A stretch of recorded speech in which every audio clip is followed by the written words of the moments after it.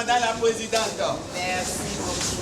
La salle de conférence de l'église du Christ 6 à Ménoté a servi de cadre pour 3 jours de formation organisée par la directrice du centre de formation Caprice Perle, Madame Prisk Houanou, comme ce fut dans l'Atlantique où les artisans ont eu droit de savoir sur les différents métiers et objets fabriqués, ceux du littoral avec le soutien indéfectible des responsables artisans, y compris la présidente Madame Lali Sowanzo Françoise, qui en personne est venue lancer cette formation en reçu une formation de taille qui leur a permis de devenir des artisans qualifiés et dont les savoir-faire sont allés au-delà de leur domaine de compétences.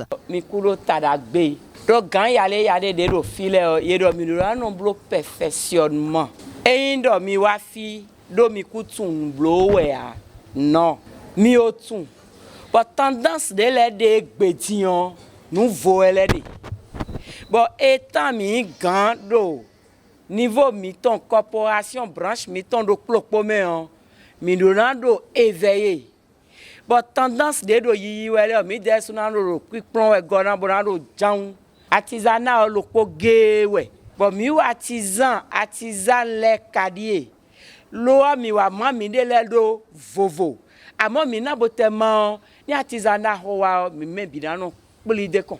Nous développement secteur mi-temps, secteur local artisanal local. Pour la présidente de l'Union de la branche hygiène et soins corporels du littoral, cette formation est venue à point nommé pour permettre aux artisans d'avoir d'autres sources de revenus en dehors de leur métier principal.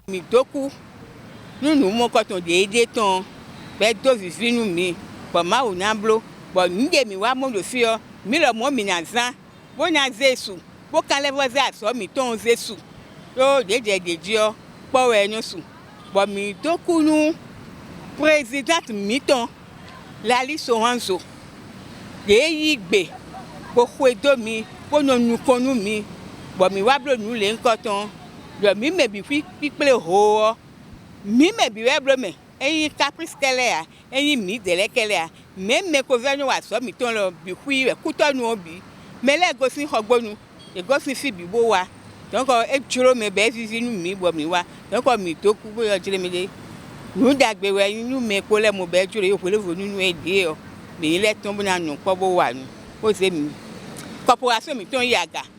Pourquoi avoir initié une telle formation? Madame Prisk Houanou, épouse Routondi, directrice du centre de formation Caprice Perle, explique. J'ai initié cette formation pour permettre à mes collègues artisans d'avoir un plus par rapport à ce qu'ils font déjà. Car c'est un besoin quotidien.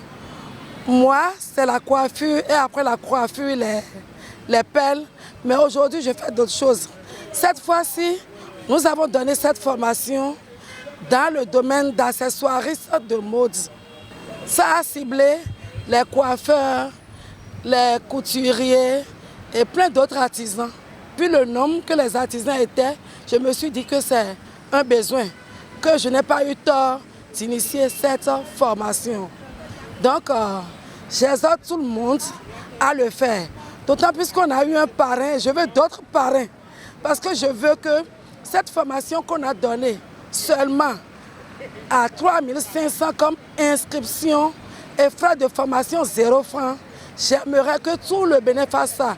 Donc je suis partante pour les autres communes. Je peux faire une tournée nationale. Je suis volontaire, je me donne volontaire à le faire. Et je veux bien que cette formation revienne à inscription 0 francs.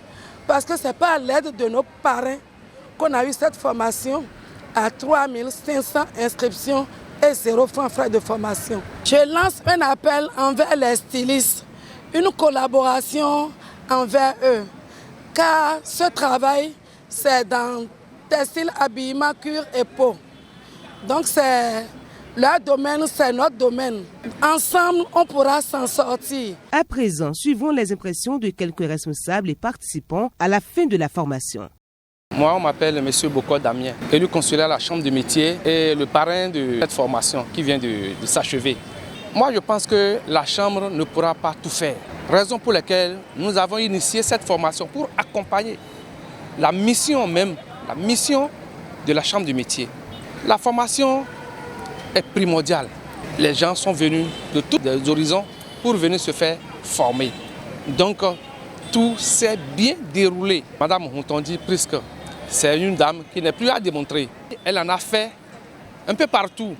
Et c'est la preuve qu'aujourd'hui, tous ceux qui sont venus, même les différents responsables d'associations, de collectifs d'union qui ont envoyé des participants pour assister à la formation, ont apprécié la manière dont la formation s'est déroulée.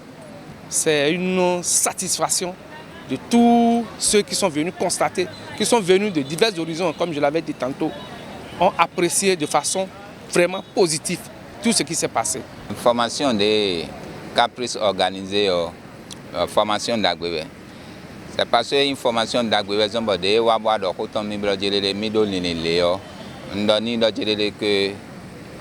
je suis sorti parrain pour l'événement pour pouvoir l'accompagner. Et moi, je me que na accompagné nous oui mon coton de na mon coton na boyi béton. Bon me donne pas le bodoto le bedo organisé. Bon mi quand moi que mi des sous le mi wa mi mondé nous ayons bon ando de jedo de dio et zedo de boze so gonu de nous d'agbe éclair que artisanat et do nous conyer. Donc allons à côté et do nous conyer ta. Eno yomi do Noé Rosemonde à Khosido Djaé, une présidente Union Hygiène et Soins Corporels Atlantique. Miwa Ekbe Boro Fifo si mardi mi be formation.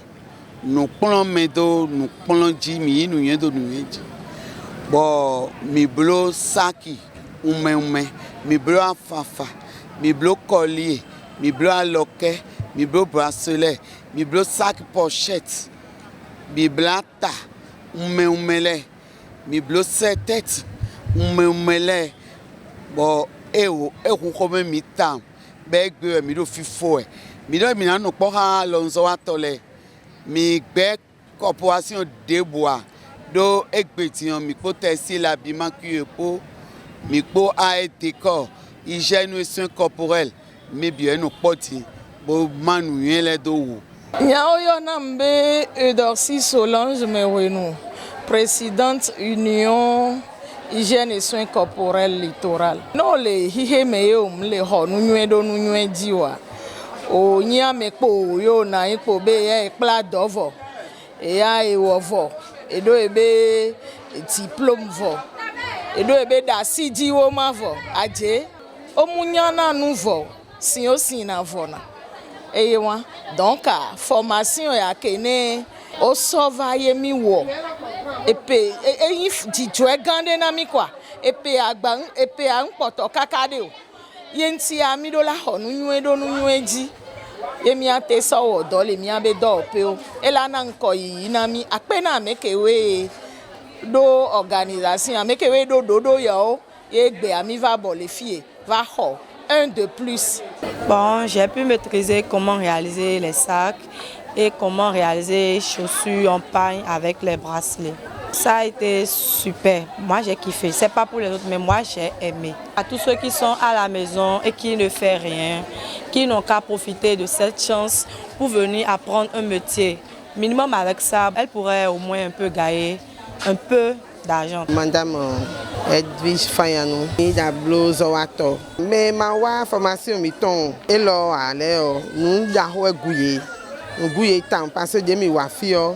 Mais nous nous dit teme do a parler les bi donc et dans ce bon et à ce que mi ton les mi na les do gagner so wu alors pavo taille les filles couturier les filles coiffeuse les filles bon mais non blo tabla et les do filles et non yami do lisano chemin bon sano cheno chemani o tres coiffi nous dit wa nous do filles gbe o yin tabla bla a fokpa et dans le sac et ne si nous y a mieux à y do fiegbe son nous si table bla ne le bien économie ba den ka mo ma o e vitam et ça nous y ça na rando assez to point de no itogan bono information da ko le bono mo pour nous accueillir même nos vieux temps quoi ville ma on a comme sien il be faut na do yetegbe pour na même do nous yele nye ndo ko do le chokan cho formation lo ndo na yi ka ba fo yi nu yen to nu yen ji go wo so ndo ma so gon e lo ngo yi na yi sia ton mo ngo yi nu mo nkan to be yi sia ton wo so bo ndo wo mvo wa bro be na wa formation don e vivi e nyon nous temeteme mvo do mo je me nous temeteme suportant e nyon din wo so mbio mele bi patapata do ne do ye se nu mo nkan to hu ye no nya wa ho bon do mo na bono blo to li même des souvenirs matin yon de blo a bo wa formation lo de nte wa din ba matin o plon de la kan ti boto wa ne a so do nu yen pe fi de bo je ndu na ko de su de yon ko afe jori egbedi yon ile so ka blo gba kun mo pe da yo nu asuche jan to gba kun mi no yi ta le gombo no to be no fi mi de egbedi yon na blo gba kun ni sharp no agode trolo o mi hot tabla trolo e na blo ni bo mi na ya go gbe trolo nu ta ton jan e ma te jan mi sa ko ene a bu nu ye e do dai do nu ye ji tegbe dada me de no souvent no yo ni vo bo formatrice mi ton de suo mi adoku ni susu ton do e yo jijo bo yo nu klon me alo e klon nu me ho e do asiton po nu kiko po awa jije po bo gbe to le pe wọ́n máa tún àyè náà dé mẹ́sẹ́dúró ibẹ̀ náà ò kíkẹ́ ẹ vivi yẹn tààmù jẹ̀jì ni.